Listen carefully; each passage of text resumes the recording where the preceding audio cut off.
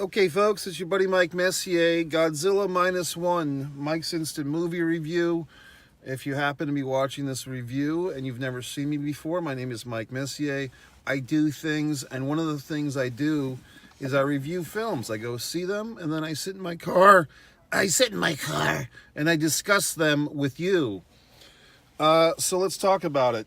Well, first of all, I have to give a shout out to subscriber, my good buddy there, Michael A.J. Norris. He was insistent that I watch this film, that I go see this film.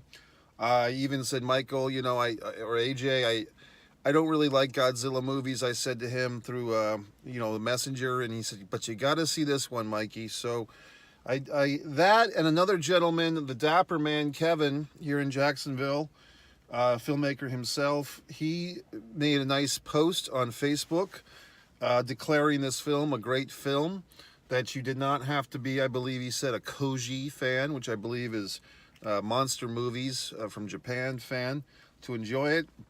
And if I really think about it, folks, I have seen, a good portion of these movies of the last 20 years or so, the King Kongs, the Godzillas, the stuff back in the 60s. I always had a soft spot for that Godzilla vs. King Kong movie from the 1950s or 1960s version, which I actually saw in a 3-movie DVD compilation in the Dollar Tree, believe it or not, which I might go back and get. I have a lot of movies on DVD that I haven't watched. So many things to watch, you know what I mean? It's just too much content for one lifetime, folks. But let's get back to this film. Well, first of all, I went tonight. It was a Tuesday night. I believe there's some type of discount at the AMC Theater. The theater had a lot more people than I expected. Also, I think it's been posted on social media that this Godzilla Minus One, it's in its last, I think at this point there's only 2 days left to see it on the big screen, because so many movies are coming in for Christmas. The Iron Claw, the Von Erichs wrestling movie, amongst others. So I really had to kick myself in the ass, because to be quite honest, even with all the resounding go see it's, from all these wonderful people, I still, kind of was a little hesitant, or just not that psyched up to see it. But boy, was I wrong, folks. This was a fun, not just a fun movie, but like a serious movie, which actually didn't humanize Godzilla in any way to me. I don't have any motivation. What is Godzilla? Well, I have some thoughts on that. It really humanized, as well. They're already human, of course, but the people that are fighting Godzilla, this movie did a great job of telling that story. The redemption, spoilers, of the kamikaze pilot, the love story. We kind of get a backdoor happy ending, if you've seen the film. You know what I mean? And just, I really never realized, and I'm sure that there's articles about this online. I'm sure that these thoughts precede this movie, although I've never, to my memory, I've never seen anyone talk about this, but I'm sure, because I'm not a Godzilla aficionado, I'm sure that these theories have abounded before me. But I guess I'm getting the point here that Godzilla is truly a metaphor or a metamorphosis of the A-bomb, of the atomic bomb, or the was it nuclear bomb that landed on Hiroshima and the other place. So, folks, it's interesting, because the redemption that this kamikaze pilot goes through, I believe his name is Sirishiwa, if I'm saying that correctly, which I'm probably not. My apologies, the character. But he basically feels like he let his compatriots down when he had a chance to attack Godzilla. And of course, what I think they're really trying to say, without saying it, is the Japanese men especially have guilt or remorse that they didn't win the fucking war. And so they don't come out and make a movie that says, damn, we wish we beat those fucking Americans. Instead, Godzilla is kind of this non-political opponent. He represents, to me, Godzilla represents so much now. And this film finally has given me some relevance to the Godzilla. I just used to think he was a big dumb lizard, but now it's like Godzilla represents death. He represents the nuclear attack. He represents even the government of Japan not valuing their own citizens. I mean, we get a big speech where the citizens that fight Godzilla are basically saying that their own government does not value human life, and that's why you have things like kamikaze pilots, and you have these other atrocities against the civilians. So, I mean, this film is pretty goddamn loaded. The theater that I was in tonight, there was some interesting shenanigans. There was a couple of gentlemen, people, I guess. They seemed like they were male voices talking during some of the critical cinematic points of this movie. Other people were not just hushing them, but scolding them with words. There seemed to be some assholes in the theater tonight. And look, I'm at the point where I'm not going to, physically attack anyone. I'm evolved beyond that. I mean, my disappointment with humanity always comes through, but I'm just retired from policing people. I mean, I used to be the guy that was the husher or the shut the fuck upper, or that used to be me, but I've just kind of resigned from that position. But I'm happy to see other people take the torch. And recently I've been hearing, went to see a horror movie last month. There was some, hushers in the audience to people, the finger Freddy fuck, whatever the fuck, Five Nights at Freddy's. And now this Godzilla thing where audience members are hushing each other, at least in my experience, 2 in the last month, which I think is a pretty good number. So there was some hushing going on. There was some, talk shaming going on in the theater tonight. I thought that was awesome. I loved it to hear audience members yelling at each other to shut the fuck up. I thought that was great. So good job, whoever the fuck you are, for doing such. But to me, the people that were kind of chit-chatting away, like anyone gives a fuck what they have to say, they're not getting the relevance and the storyline. And this movie is kind of going for some real emotional things here. The shame of being a kamikaze pilot who does not go kamikaze, who does not live up to his expectations. Not that I'm shaming them, but the self-imposed shame. Once again, the feeling that the government does not care about you, and that you're just a sacrifice, and that your life means nothing, that you're just to be sacrificed at the altar to war or to defending against Godzilla.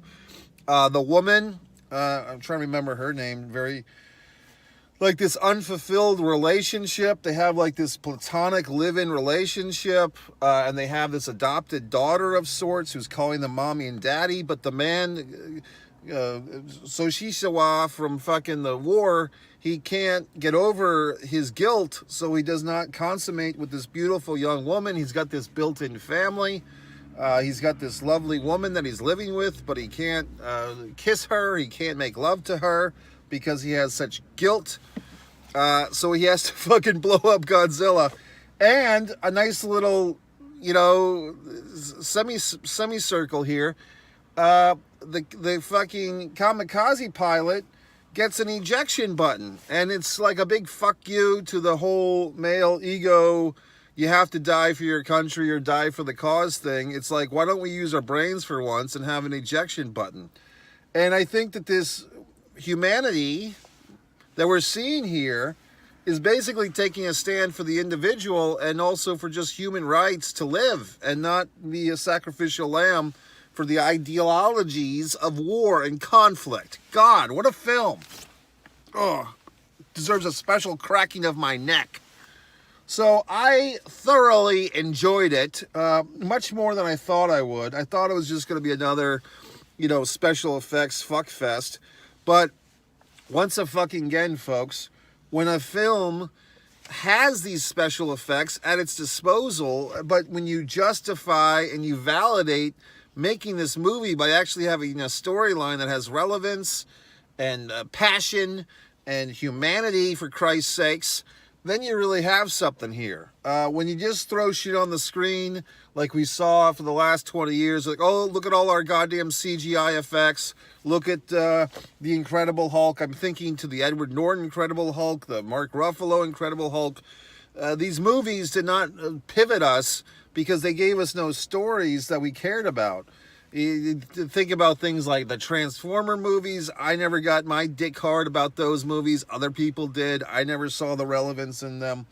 But I mean, all these special effects movies, these Avengers, Endgames, and all these things where you just pile on the effects, you pile on the superheroes, you pile on the conflicts, and it's all a steaming pile of dog shit because there's no fucking storyline. Well, not a storyline that you actually care about.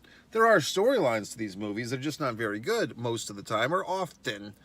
This time, however, these fine folks got it right. And, I find myself really cheering for these characters and the fucking mechanic and all these fucking people in this goddamn movie. And then, like I said, Hollywood ending in Japan. The love interest was not dead. She just had a broken arm and maybe a missing eye. So she's in the hospital the whole time, possibly missing an eye. Maybe it's just a sore eye and a broken arm, but still, a fully functioning female.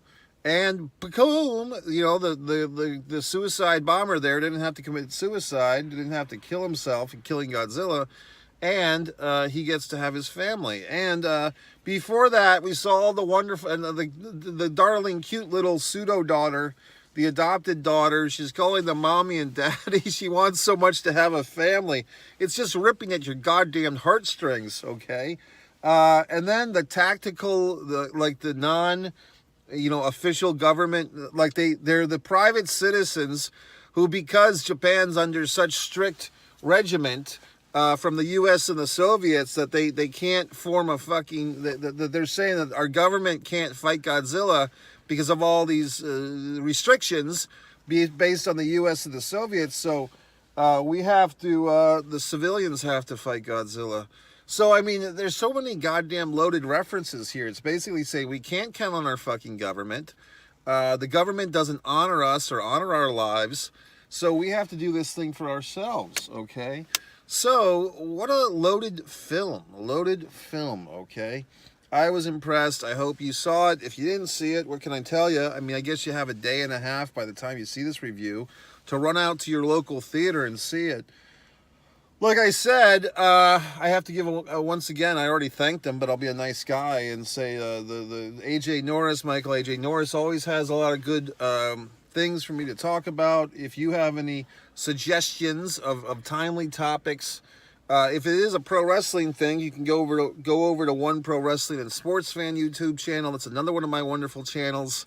If you you say, well, gee whiz, Mike, what makes you an expert on all these things?